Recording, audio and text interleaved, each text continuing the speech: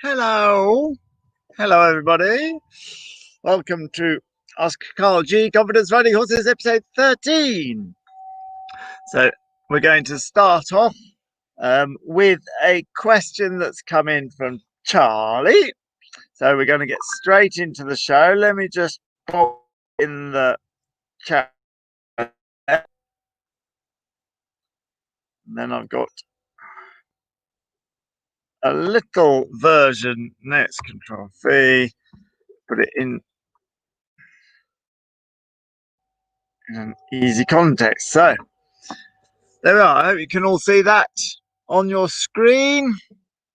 Welcome to Ask Karl G, episode 13. If you've got a question, well, actually, I'll invite you onto the show in case you've got a question. But if not, it's fine to leave it in the comments or send me a message. But if you'd like to join in, if you would like to ask your question on the show,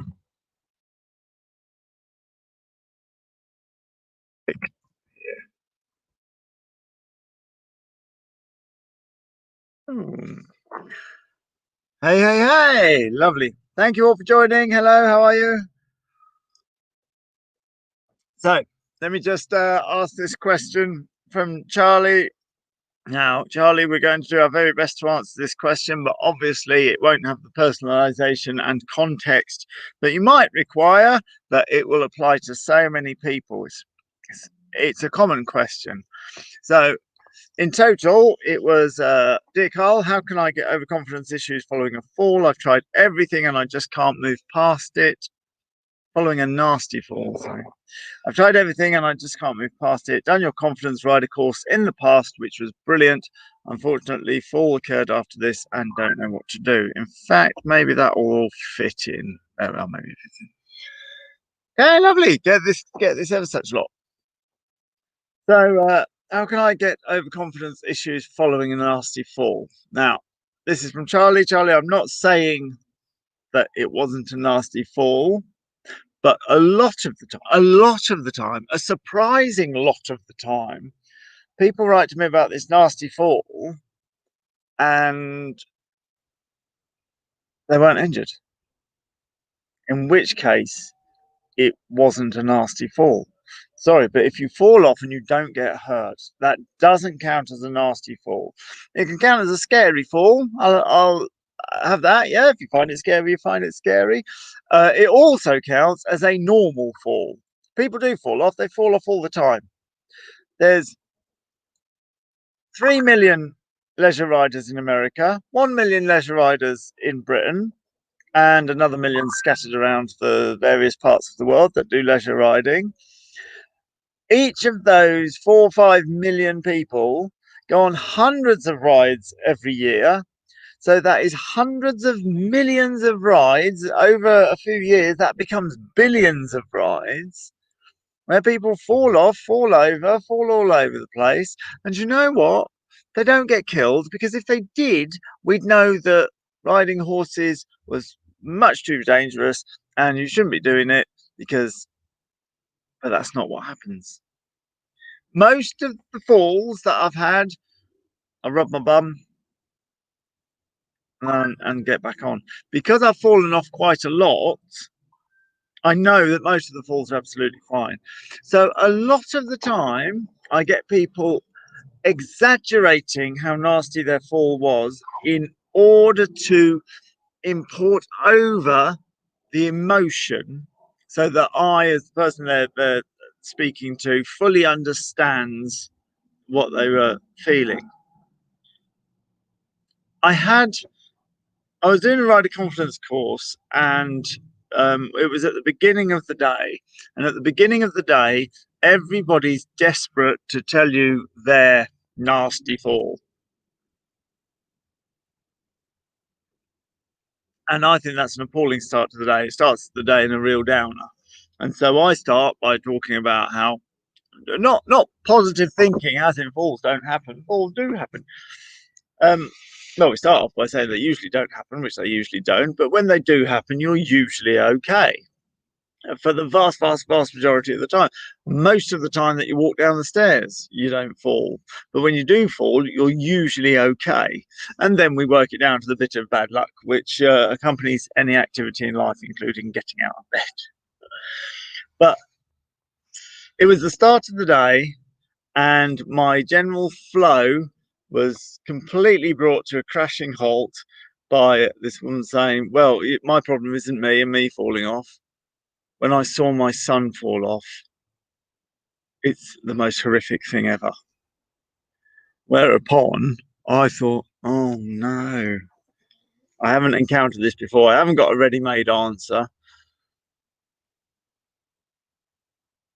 And then, just as I was thinking, obviously her son's been really, really hurt, and I'm not quite sure how to deal with this. A little voice in my head said, "Don't fall for this one, Karl. I bet you anything he wasn't hurt." And I was like, no, surely not. No. They're not going to project that onto someone else. The nasty fall projected onto someone. Secretly, a bit ashamed to admit this, but I'm going to. Secretly, I was thinking, if you've interrupted my class, you'd better have been in an air ambulance at the very least. Anyway, I didn't have the courage of my convictions, coward that I am. And I didn't challenge her and say, "Come on then, what was his prognosis? What was the diagnosis? What did the doctors say?" Because there was a big part of me saying, surely she wouldn't have said that if there wasn't a genuine horror story behind it. This is the bad luck story that occasionally comes along. So later on, I think I waited till lunchtime. I was like, "So, what what was the eventual prognosis for your son? What's his recovery looking like?" She's like, "Oh no, it wasn't hurt. It was just horrible to watch." You ruined my cause. There we are. I've had my courses ruined a couple of times like that. I've got a couple of stories. I've also had people. Now, there's a very common injury, which is a compression fracture of the spine. And when you sit down suddenly, old people get it a lot. When they fall down, sit down suddenly, rugby players get it a lot. Um, Basically, it's old ladies and young men. When you fall off your horse, land on your feet, and sit really suddenly, it's a fairly common fracture. It's not nice. I'm not belittling it at all, but it's reasonably common and it's quite get overable. It's not like a transverse fracture, which can be quite dangerous. These are compression fractures, and it's quite reasonable. The amount of people who've written to me saying that they fell off their horse and broke their back. I know. I know. Now, those of you that have had transverse fractures, I don't need you writing to me now going, "You've got it wrong." I'm talking about a specific, the most common type of fracture that most people have, and most people choose to describe it as broke their back. So when people say I've had a nasty fall, I'm fully aware that this could happen and possibly has happened, but I'm also fully aware that well over half the time that people say they've had a nasty fall, it turns out when you're asking that there was no injuries. "Oh no, me and the horse were fine. My son was fine." People like to exaggerate. So we've already got it into a box of doom and gloom, when actually the story could be, "I fell off the horse, I was perfectly fine, but I've lost my confidence." Which brings me to the next bit. When you have a problem, any kind of problem, there is nothing that robs the problem of its power more than explaining it briefly.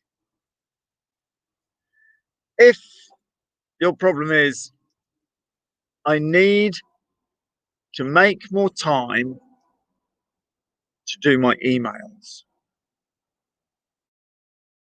Paul, what people will choose to say is, "I'm feeling completely overwhelmed. I can't seem to get up and get on with things. I can't." And then you, as a psychotherapist, hypnotherapist, you then have to boil it down to what can you do? And we've got a little trick that we use for the rearing, when people are, especially when we've got some people who are rearing and they've already been to us for half an hour. We already know, understood, but the desperation to get the message across, fully understandable, but they've got the message across. And right now, if you can boil it down to a two sentence, one sentence, I need to do this, it suddenly robs it of its power. And in fact, it's a bit disappointing. So one of the tricks that we use when people are preparing for the rearing is a sliding scale. So like, okay, so scale how frightened you are of rearing.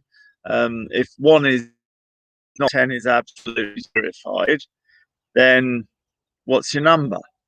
And of course, the absolute terrified person will go 10. We've got them then, because the message has come over in one word. And now you don't then need to go on and tell me the story of when this happened, that happened, or whatever. I can say, understood. I understand what you just said. And now we're going to choose some solutions. And it really does rob the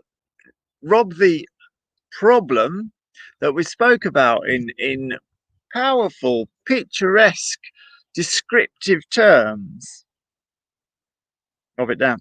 I get emails the course and they say, I used to be a confident rider, but now I find that whenever I ride, my palms are sweaty, my arms are heavy, and start to describe in very detail. And the letter goes on and on and on about how it feels to be frightened. But equally, you could have written me a letter that said, I used to be confident rider. I used to just be able to go at anything. I didn't care what. I jumped. I rode the horse in a rug with the head collar on. Thoroughly enjoyed every moment of it. We used to gallop across the fields and I'd do nothing but laugh. And now I've lost my confidence. Can you help? What a different email. One is a novel of misery with I used to be confident, but, and one is a novel of what it was like. I was having a really good time, a novel of enjoyment, exhilaration and thrilling, excitingness, and then get the message, but now I've lost my confidence. Can you help? I don't get the second one very often. To be truthful, never. But there we go. So yes, we need to be careful how we're describing it, but let's give the benefit of the doubt here. Sometimes it is indeed a nasty accident. So let's just have a look at that. I've tried everything and I just can't get past it. So Charlie goes on to say, done your confidence course in the past, which was brilliant, and then the falls occurred afterwards. So we've got two things going on with fear of horses. One is a general anxiety. After you've spent 25 years at 30 different yards being surrounded by people saying that you're going to die, it clouds your vision as to how dangerous or safe the activity that you're doing is. It skews your risk perception, which skews your risk assessment and skews your risk management. And before you know it, you find that you can't move.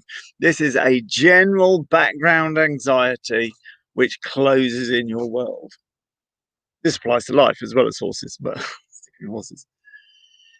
The other is an incident, an accident, a something which happened to you, or that you witnessed, or that you've simply imagined over and over again until it might as well have happened to you. And you can't get past this point, which is what sounds is happening here. In that case, if it's a very clear, one clear picture of what is holding you back, and every time someone says let's go for a ride, you remember this bolting horse or this fall, and it's the same one over and over again. Well, quite honestly, our brains have the power to cope with traumas, and they've coped with much worse traumas in the past that don't bother us, and this one's got stuck. So it would be rational to assume that your mind will cope with this trauma just like it has with lots and lots and lots of others, because we're designed to work that way.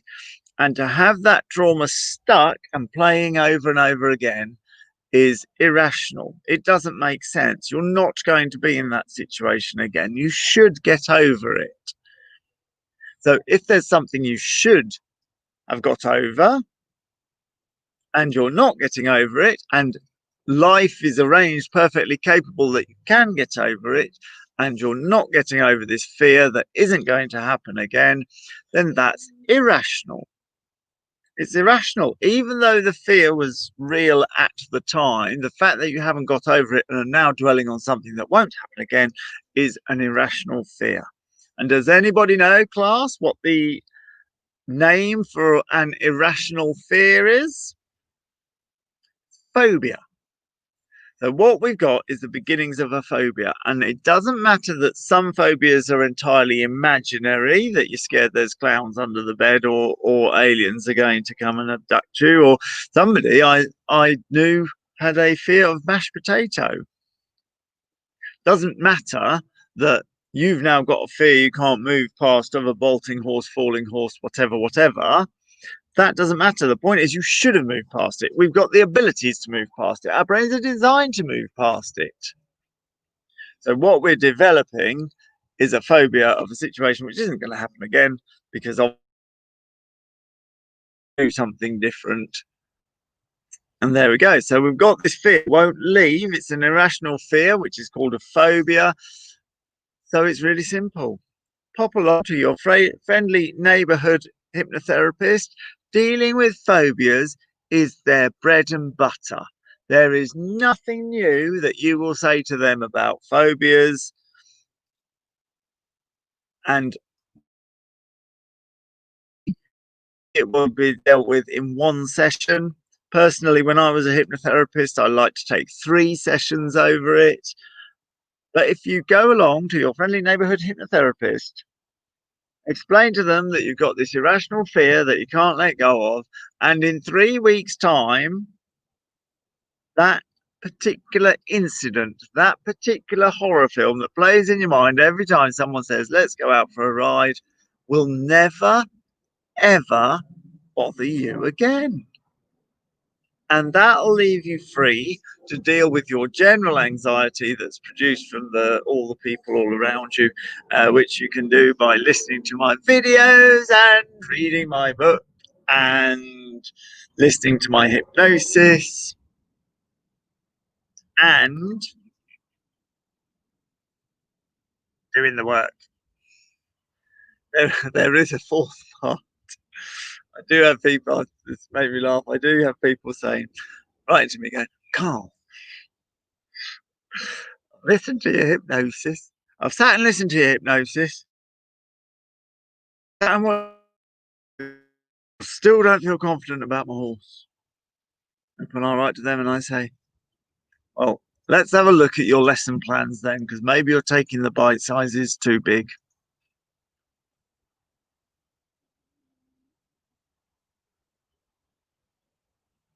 There's no lesson plan. There's no lesson plan. There's no lessons. There's no getting out and doing your bite sizes. There's just, I'm doing the bit where I sit and listen to Karl. Oh, he's got ever such a soothing voice. I'm just doing the bit where I sit and read a book. I'm just doing the bit where I sit and watch a video. You need to do the bit where you get out and train your horse as well in bite-sized steps, as explained in my video, My Hypnosis, my book. Anyway, I've digressed now. Made myself laugh. That'll be it.